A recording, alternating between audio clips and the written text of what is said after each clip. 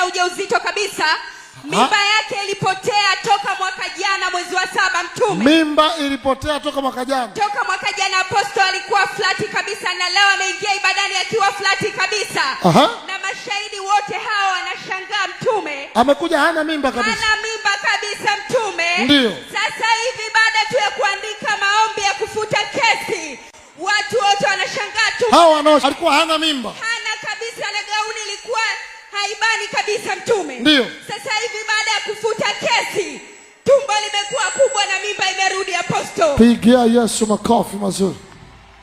Ulikuja hata mimba ionekani? Kwa ionekani. Sasa unasikia nini? Nasikia kitu kinavuta kabisa, tumbo ni kama mtoto kabisa yumo. Yumo ndani. Eh. Manesi wako wapi?